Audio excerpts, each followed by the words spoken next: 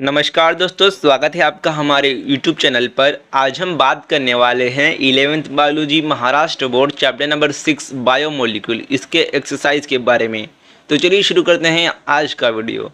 देखो दोस्तों, मैं आपको बताते चलूँ, मैं इस चैनल पर 11th इंग्लिश, 11th बायोलॉजी और 11th हिंदी ये 3 सब्जेक्ट कंप्लीट कर रहा हूँ। तो अगर आपको ये सारे सब्जेक्ट्स के वीडियो देखने होंगे तो नीचे डिस्क्रिप्शन बॉक्स में उसका लिंक है प्ले लिस्ट का, जाकर देख सकते हो। चलिए शुरू करते हैं। सबसे पहले एमसीक्यू है और पहला एमसीक्यू है sugar, amino acids and nucleotides unite to their respective subunit to form dash. तो देखो यहाँ पर क्या पूछा गया है कि शुगर, अमाइनो एसिड यूनाइट होते हैं, यानी कि एक साथ इकट्ठा होते हैं, और जब छोटी छोटी चीज़ें एक साथ आएगी तो एक बड़ा मॉलिक्यूल बनेगा। तो इसलिए यहाँ पर इसका आ जाएगा ऑप्शन नंबर 3 मैक्रो मॉलिक्यूल, यानी कि बड़ा मॉलिक्यूल। आगे देखते हैं कि क्या है। B glycosidic bond is found in. तो ग्लाइकोसिडिक बॉन्ड कहाँ पर होता है? तो देखो, हमने सबसे पहले पढ़ा था कि ग्लाइकोसिडिक बॉन्ड कार्बोहाइड्रेट में होता है। तो देखते हैं कि ऑप्शन क्या क्या है। तो पहला ऑप्शन है डाइसेकेराइड एंड थर्ड है पॉलीसेकेराइड। तो देखो, ये दो ऑप्शन तो आ गया, क्योंकि डाइसेकेराइड एंड पॉलीसेकेराइड ये कार्बोहाइड्रेट के टाइप हैं। तो अब बचता क्या है? न्यूक्लियोसाइड। एंड ऑप्शन में ऐसा कहीं भी नहीं दिया है कि 1 और 3। तो यहाँ पर ऑप्शन नंबर जो 4 है, ऑल ऑफ दिस, यही आएगा, क्योंकि अब न्यूक्लियोसाइड को देखने की जरूरत है ही नहीं। तो सिंपल सा इसका आ जाएगा option number 4, all of this. तो ग्लाइकोसिडिक बॉन्ड ये सब में होता है। यहाँ पर आप ये देख सकते हो कि ग्लाइकोसिडिक बॉन्ड होता कैसे हैं।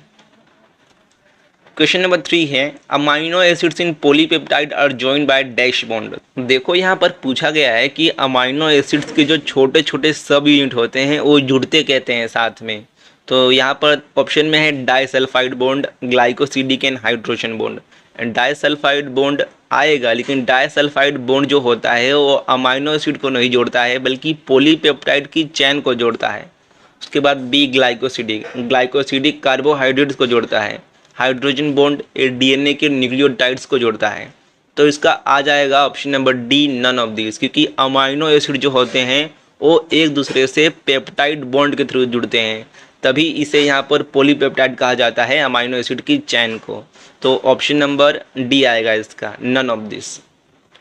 उसके बाद क्वेश्चन डी है, एमसीक्यू डी है, lipids associated with cell membrane are.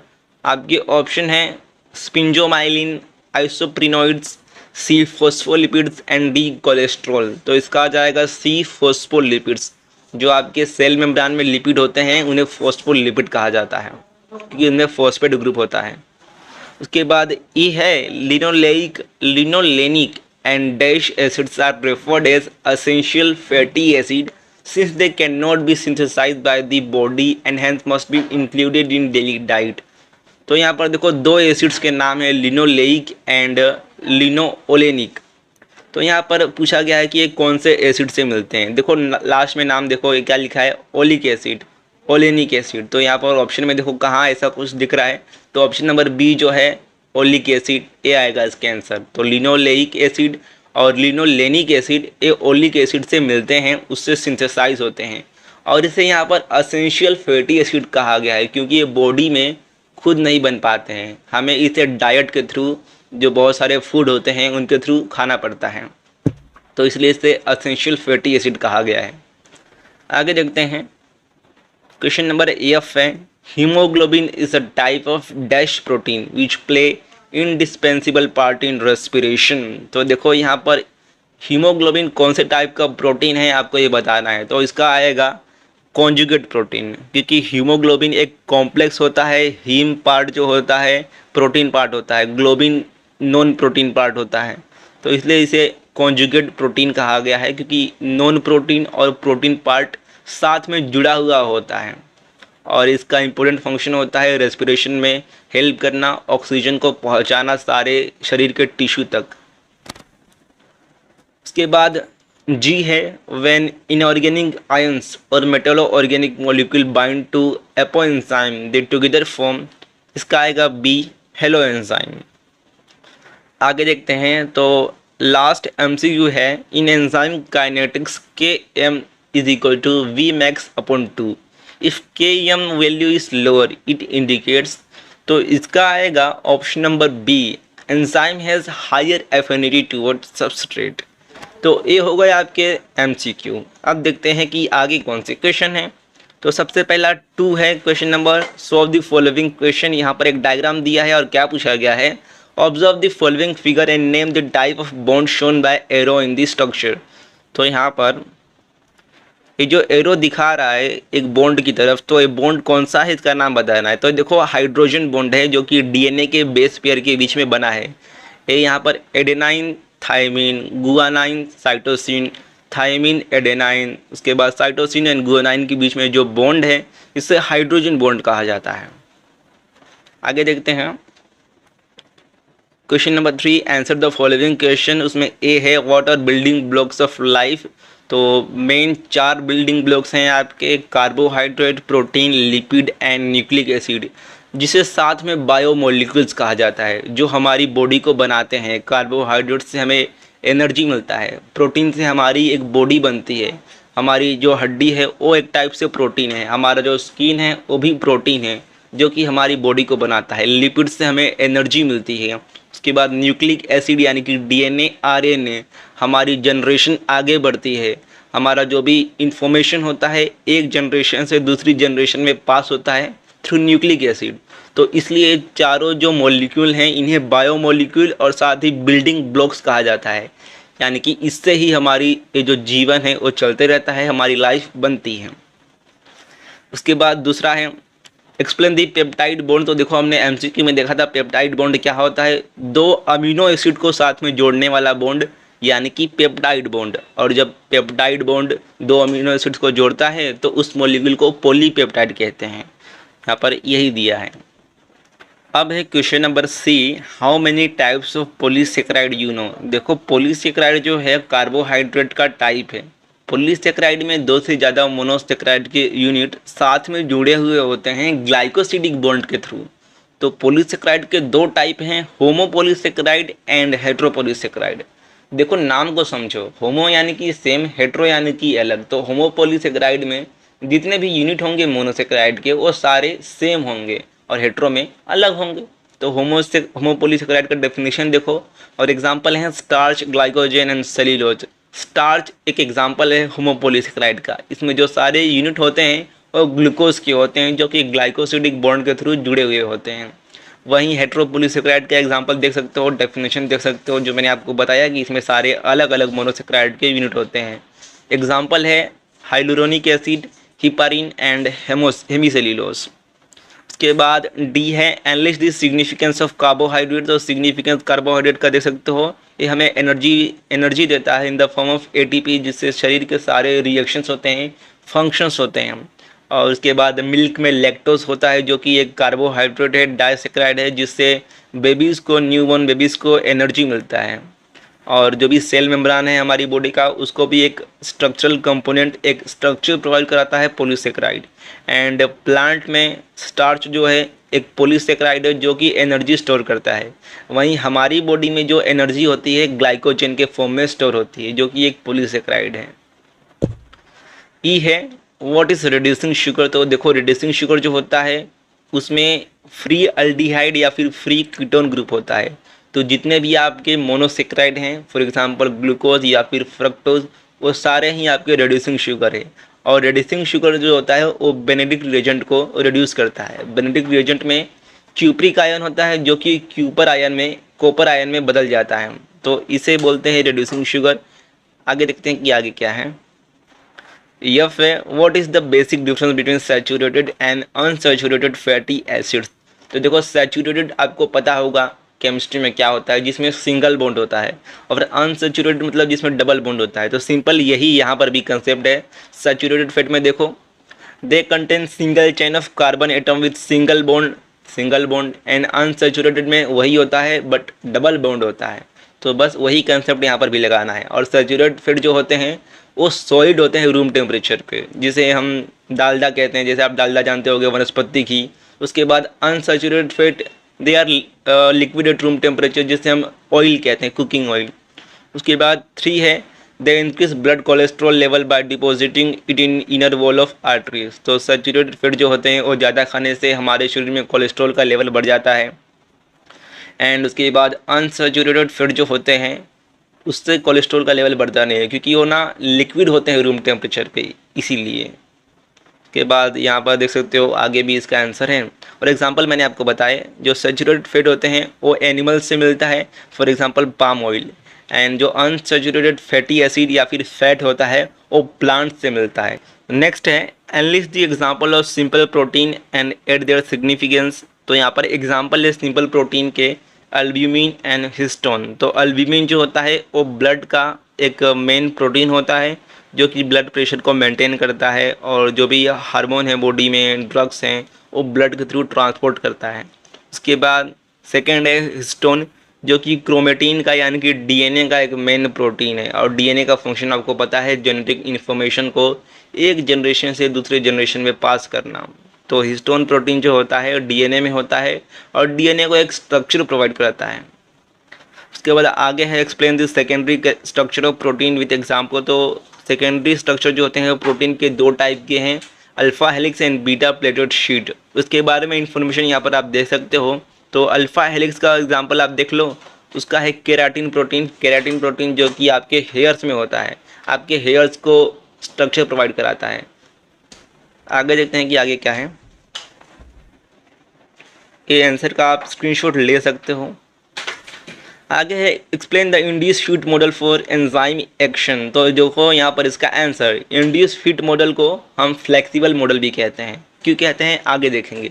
तो जो थ्योरी थी 1958 में कोशलेन ने दी थी, इसके अकॉर्डिंग क्या होता है, जो भी आपका एंजाइम होता है वो फ्लेक्सिबल होता है, वो अपना शेप जो है वो चेंज कर सकता है। तो एंजाइम अपना शेप चेंज करता है और जो भी सबस्ट्रेट होता है उस पर जाके बाइंड करता है, उसके बाद फिर से एक चेंज होता है शेप में, और जो भी बायोलॉजिकल एक्शन होता है वो दिखता है।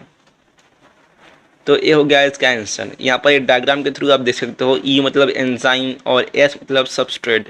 एंजाइम और सबस्ट्रेट साथ में आते हैं और बाइंड होते हैं, फिर जाके बायोलॉजिकल एक्शन होता है। उसके बाद आगे है what is RNA, analysis the type of RNA. तो आरएनए यानी कि राइबो न्यूक्लिक एसिड, जो कि एक न्यूक्लिक एसिड है डीएनए की तरह ही, और इसका मेन फंक्शन है प्रोटीन को प्रोड्यूस करना और जेनेटिक इन्फॉर्मेशन को पास करना। इसके तीन टाइप हैं, एमआरएनए मैसेंजर आरएनए, आरआरएनए यानी कि ribosome RNA, and tRNA transfer RNA. ये इसका आंसर है। के है describe the concept of metabolic pool. तो इसका आंसर देखो, metabolic pool is the reservoir of biomolecule in the cell on which enzyme can act to produce useful product as per the need of cell. तो metabolic pool यानी कि body में जितने भी biomolecules हैं, कार्बोहाइड्रेट, प्रोटीन, न्यूक्लिक एसिड, उनके collection को बोलते हैं मेटाबॉलिक पूल। उसके बाद आगे है how do secondary metabolite useful for Mankind. देखो सेकेंडरी मेटाबोलाइट मेनली प्लांट के थ्रू प्रोड्यूस होते हैं, जो कि प्लांट्स के लिए खुद के लिए किसी काम के नहीं होते हैं, लेकिन उनका काम ह्यूमंस को आता है। ह्यूमंस उससे अपना काम करते हैं। ह्यूमंस को सेकेंडरी मेटाबोलाइट प्लांट के बहुत यूजफुल होते हैं। एग्जांपल यहाँ पर देखो, drugs developed from secondary metabolite have been used to treat infectious disease, cancer, hypertension and inflammation। तो जो भी सेकेंडरी मेटाबोलाइट होते हैं प्लांट के, जैसे कि अल्कलॉइड होता है, टेनिन्स होता है, टर्पिनोइड्स होता है, वोलेटाइल ऑयल होता है, एसेंशियल ऑयल होता है, उसका यूज़ जो ह्यूमन है बहुत सारी दवाइयाँ बनाने में करता है। फॉर एग्जांपल आपने सदाबहार का फूल देखा होगा, तो सदाबहार के फूल से दो केमिकल्स मिलते हैं, विनक्रिस्टिन एंड विनब्लास्टिन, जिसका यूज़ मेनली आपका कैंसर के ट्रीटमेंट में होता है। ठीक है, कैंसर की दवाइयाँ बनाने में होता है। तो बहुत सारे ऐसे फ्लावर्स हो गए, बहुत सारे ऐसे पेड़ पौधे हो गए जिससे सेकेंडरी मेटाबोलाइट केमिकल मिलता है, और उसका जो भी यूज़ है बहुत तरह की दवाइयाँ बनाने में किया जाता है। ये इसका आंसर है। एंड आप मॉर्फिन जानते ही होंगे, मॉर्फिन जो कि एक प्लांट से मिलता है जिसे पापावेर सोमनीफेरम कहते हैं, और मॉर्फिन एक बहुत ही स्ट्रॉन्ग एनाल्जेसिक है, एनेस्थेटिक है, और उससे नशा भी किया जाता है। तो बहुत सारी ऐसी चीज़ें हैं, बहुत सारी ऐसी सेकेंडरी मेटाबोलाइट्स हैं जिसका यूज़ ह्यूमंस करता है अपने फ़ायदे के लिए। तो ये इसका आंसर है। आगे देखते हैं। आगे एक बॉक्स दिया है, so the following question complete the following chart. यहाँ पर लेफ्ट साइड में प्रोटीन के एग्जांपल दिए हैं, एंड राइट में उसका रोल क्या होता है बॉडी में वो बताना है। तो सबसे पहला है कोलाजन प्रोटीन। तो कोलाजन प्रोटीन जो होता है हमारी बॉडी को, हमारे जो मसल होते हैं, टिश्यू होते हैं, उनको मजबूती देता है, उनको एक स्ट्रक्चर प्रोवाइड कराता है, बोन्स को भी मजबूत करता है। उसके बाद नेक्स्ट यहाँ पर जो खाली बॉक्स है वहाँ पर आएगा मायोसिन एंड एक्टिन। ये प्रोटीन जो होता है हमारी मसल के कॉन्ट्रैक्शन में हेल्प करता है। उसके बाद आगे है इम्यूनोग्लोबुलिन IgG। तो इम्यूनोग्लोबुलिन यानी कि एंटीबॉडी, और एंटीबॉडी का मेन फंक्शन होता है जो भी हमारी बॉडी में फॉरेन पार्टिकल्स आते हैं उनसे हमारी बॉडी को प्रोटेक्ट करना थ्रू इम्यून रिस्पॉन्स। तो यही यहाँ पर दिया है, protect the body from infection. उसके बाद आगे जो यहाँ पर खाली बॉक्स दिया है यहाँ पर आएगा हीमोग्लोबिन। तो हीमोग्लोबिन का मेन फंक्शन क्या होता है, हम रेस्पिरेशन के थ्रू जो ऑक्सीजन लेते हैं उस ऑक्सीजन को ब्लड के थ्रू हमारी बॉडी के हर कोने में पहुँचाना, हर टिश्यू में पहुँचाना। एंड लास्ट में जो फिब्रिनोजेन है इसका आएगा responsible for normal clotting of blood. तो फिब्रिनोजेन एक प्रोटीन होता है जो कि हमारे ब्लड में होता है और ब्लड क्लोटिंग में हेल्प करता है। अगर फिब्रिनोजेन होगा ही नहीं तो ब्लड क्लोट होगा ही नहीं, जो कि सीरियस प्रॉब्लम क्रिएट कर सकता है। इसलिए इसका इंपॉर्टेंस यहाँ पर दिया है। तो देखो जितने भी प्रोटीन है उसका इंपॉर्टेंस बहुत ही ज़्यादा है हमारी बॉडी में। अगर इसमें से कोई भी कम हुआ, ज़्यादा हुआ तो प्रॉब्लम हो सकता है। आगे हैं B, answer the question with reference to the following figure. तो यहाँ पर एक डायग्राम दिया है पॉलीपेप्टाइड और उसके बीच में कुछ बॉन्ड है, तो उस बॉन्ड का नाम लिखना है सबसे पहले। तो यहाँ पर देखो, name the type of bond form between two polypeptide. तो इसका आएगा डाइसल्फाइड बॉन्ड। और पेप्टाइड बॉन्ड कब बनता है, दो अमीनो एसिड्स के यूनिट के बीच में, और दो पॉलीपेप्टाइड के बीच में डाइसल्फाइड बॉन्ड बनता है, ये याद रखना। उसके बाद सेकेंड है which amino acid is involve in the formation of such bond. तो इसका आएगा सिस्टीन, क्योंकि इसमें सल्फर के यूनिट होते हैं। और डाइसल्फाइड यानी कि दो सल्फर के बीच का बॉन्ड। देखो यहाँ पर देख सकते हो SH एंड SH, दो सल्फर के यूनिट दिख रहे हैं इसमें। उसके बाद थर्ड है among one first second third and fourth structure level of protein which level of structure include such bond. तो इसका आएगा tertiary structure, 3D structure of protein. उसके बाद आगे हैं match the following items given in column 1 and 2। तो मैंने direct answer ही लिख दिए हैं। तो RNA का आएगा यूरासिल, क्योंकि यूरासिल जो होता है सिर्फ RNA में ही होता है, DNA में नहीं होता है। उसके बाद याम प्लांट, एंटी फर्टिलिटी पील बनता है याम प्लांट से। उसके बाद कोशलैंड, तो इन्होंने इंड्यूस फिट मॉडल दिया था, एंजाइम का थ्योरी है जो हमने भी पहले देखा है। उसके बाद ओमेगा 3 फैटी एसिड, जो कि एक फैटी एसिड है, फ्लैक्स सीड से मिलता है। उसके बाद सुक्रेज हाइड्रोलेज, तो सुक्रेज जो है एंजाइम है जो कि सुक्रोज डाइसैकेराइड को हाइड्रोलाइज करता है और उससे ग्लूकोज एंड फ्रक्टोज बनता है। आगे देखते हैं कि क्या है। क्वेश्चन नंबर 5 है long answer question, what are biomolecules, explain the building blocks of life. तो बायोमोलिक्यूल्स यानी कि जो हमारी बॉडी में मॉलिक्यूल्स होते हैं जो हमारी लाइफ को ईजी बनाते हैं, हमारी लाइफ को कंटिन्यू रखते हैं, जैसे कि DNA, RNA, उसके बाद आपका कार्बोहाइड्रेट, प्रोटीन, ये सारे आपके बायोमोलिक्यूल्स हो गए। तो इसका आंसर देख सकते हो। उसके बाद बी है explain the classes of carbohydrate with example. तो कार्बोहाइड्रेट के क्लासेस के आंसर देख लो। 3 क्लासेस होते हैं, monosaccharide, disaccharide and polysaccharide. Monosaccharide यानी कि जिसमें सिर्फ एक ही यूनिट होता है शुगर का। उसके बाद डाइसेक्राइड जिसमें 2 यूनिट होते हैं, एंड पॉलीसेक्राइड जिसमें 2 से ज़्यादा होते हैं। तो ये इसका आंसर है, आप देख सकते हो। उसके बाद सी है describe the type of lipid and mention their biological significance. तो लिपिड के टाइप देख लो। सबसे पहला है सिंपल लिपिड, जिसमें 3 ईस्टर्स होते हैं फैटी एसिड के, और अल्कोहल भी होते हैं। तो ये हो गया सिंपल लिपिड। उसके बाद इसका बायोलॉजिकल सिग्निफिकेंस देख लो। एंड उसके बाद कंपाउंड लिपिड है। कंपाउंड लिपिड के 2 टाइप होते हैं, फॉस्फोलिपिड एंड ग्लाइकोलिपिड्स। फॉस्फोलिपिड यानी कि जिसमें लिपिड के साथ फॉस्फेट ग्रुप होता है, एंड ग्लाइकोलिपिड जिसमें लिपिड के साथ एक शुगर ग्रुप होता है। एंड लास्ट में है डिराइव लिपिड, और उसका सिग्निफिकेंस भी देख सकते हो, रोल भी देख सकते हो। तो ये हो गया आंसर क्वेश्चन नंबर सी का। एक बार फिर से देखो, यह सबसे पहले सिंपल लिपिड, उसके बाद उसका बायोलॉजिकल सिग्निफिकेंस, कंपाउंड लिपिड, उसका बायोलॉजिकल सिग्निफिकेंस, और फिर डिराइव लिपिड, एंड उसका लास्ट में सिग्निफिकेंस। अब है E, describe the classes of protein with their importance. तो यहाँ पर प्रोटीन का जो स्ट्रक्चर होता है उसके अकॉर्डिंग प्रोटीन के क्लासिफिकेशन है। सबसे पहला है सिंपल प्रोटीन और उसका इंपॉर्टेंस, स्क्रीनशॉट ले सकते हो। देन कॉन्जुगेट प्रोटीन और उसका इंपॉर्टेंस, एंड लास्ट में डिराइव प्रोटीन और उसका इंपॉर्टेंस। देखो क्वेश्चन नंबर एफ है what are enzymes, how are they classify, mention examples of each class. तो एंजाइम देखो कैटालाइज होता है, कैटलिस्ट होता है। जैसे कि हमारा केमिस्ट्री में कैटलिस्ट एक केमिकल होता है जो कि केमिकल रिएक्शन का स्पीड बढ़ा देता है। वैसे ही हमारी बॉडी में जो रिएक्शंस होते हैं, जैसे कि ग्लाइकोलिसिस हो गया, उसके बाद टीसीएस साइकिल हो गया, उसको जो इंक्रीज़ करता है, उसका जो रेट इंक्रीज़ करता है, वैसे मॉलिक्यूल को एंजाइम कहा जाता है। एंजाइम को बहुत बार बायो कैटलिस्ट भी कहा जाता है, क्योंकि ये हमारी बॉडी में होता है और बॉडी में होने वाले रिएक्शंस को तेज करता है। इसके क्लासिफिकेशन है ऑक्सीडो रिडक्टेस, ऑक्सीडो यानी कि ऑक्सीडेशन, रिडक्टेस यानी कि रिडक्शन। तो ऑक्सीडेशन रिडक्शन रिएक्शन को जो तेज करता है हमारी बॉडी में, जो भी कैटेलाइज करता है, वैसे एंजाइम की क्लास को ऑक्सीडो रिडक्टेस क्लास कहा जाता है। एग्जाम्पल है alcohol plus NAD plus in presence of alcohol dehydrogenase aldehyde plus NADH2।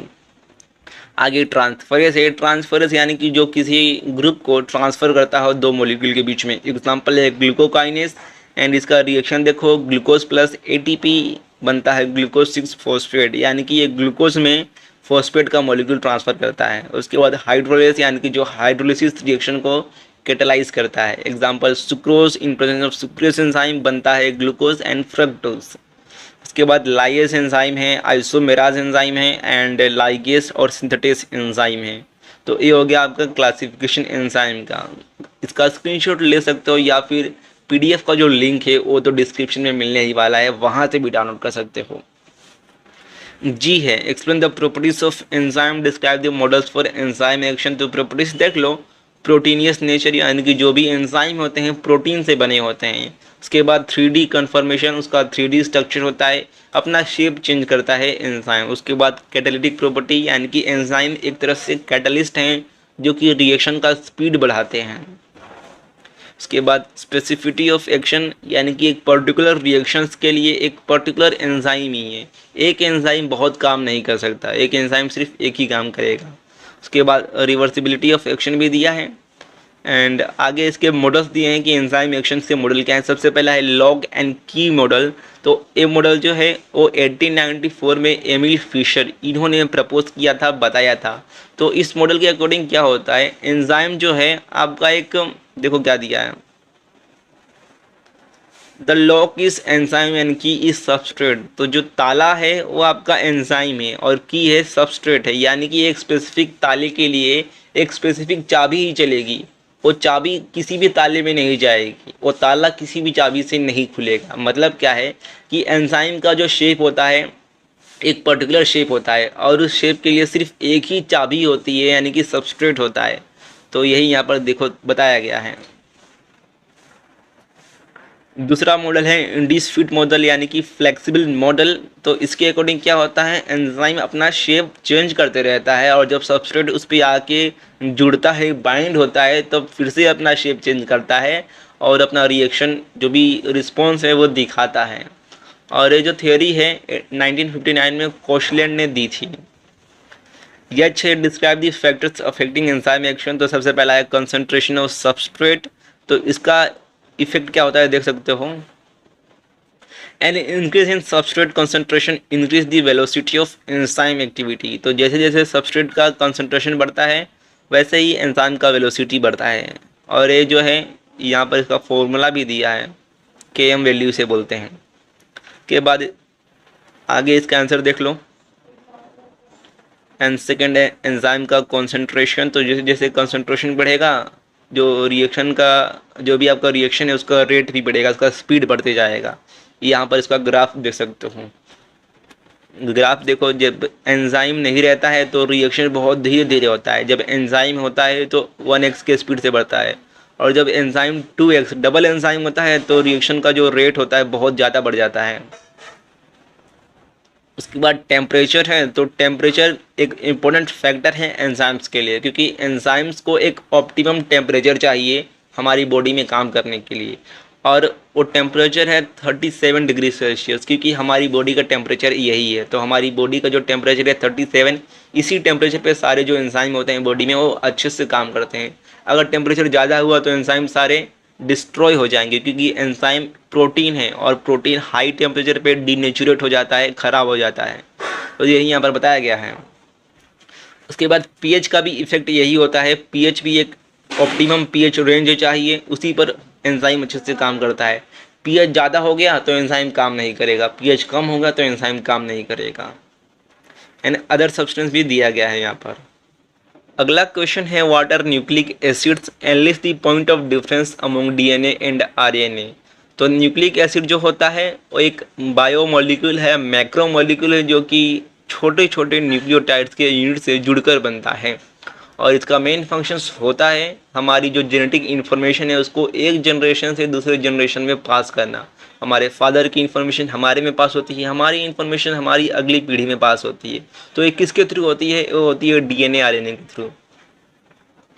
यहाँ पर डिफरेंस देख सकते हो डीएनए एंड आरएनए। तो डिफरेंस आप अपने हिसाब से भी लिख सकते हो। डीएनए का फुल फॉर्म देने का deoxy ribo nucleic acid and RNA का राइबोस न्यूक्लिक एसिड। तो एग्जाम्पल एक पॉइंट तो यही हो गया। एंड डीएनए में जो शुगर मोइटी होगा वो होगा डीऑक्सी राइबोस एंड आरएनए में सिर्फ राइबोस। तो 2 लाइन आपने लिख दिया अपने से। और डीएनए का टाइप होगा तो लिख सकते हो, आरएनए के 3 टाइप हैं वो लिख सकते हो। 3-4 लाइन तो आप अपने हिसाब से ही लिख दोगे। तो ये इसका आंसर है। उसके बाद अगला है what are types of RNA, mention the role of each class of RNA. तो आरएनए के मेन 3 टाइप होते हैं, एमआरएनए यानी कि मैसेंजर आरएनए, आरआरएनए यानी कि राइबोसोमल आरएनए, और टीआरएनए यानी कि ट्रांसफर आरएनए। तो देख सकते हो सबसे पहले है एमआरएनए मैसेंजर आरएनए। तो इसका मेन फंक्शन होता है जो भी जेनेटिक इन्फॉर्मेशन होती है और डीएनए से आरआरएनए तक लेकर जाना, जहाँ पर प्रोटीन सिंथेसिस होता है और प्रोटीन बनता है। राइबोसोमल आरएनए प्रोटीन सिंथेसिस में पार्टिसिपेट करता है और प्रोटीन बनाता है। उसके बाद ट्रांसफर आरएनए से लास्ट में प्रोटीन बनता है, जिसे हम कहते हैं ट्रांसलेशन। तो ये हो गया आपका आंसर। उसके बाद के है what is metabolism, how metabolic pools form in the cell. तो मेटाबॉलिज्म यानी कि बॉडी में जितने भी केमिकल रिएक्शंस होते हैं उसको कहा जाता है मेटाबॉलिज्म। और मेटाबॉलिज्म एनाबॉलिज्म एंड कैटाबॉलिज्म से मिलकर बनता है।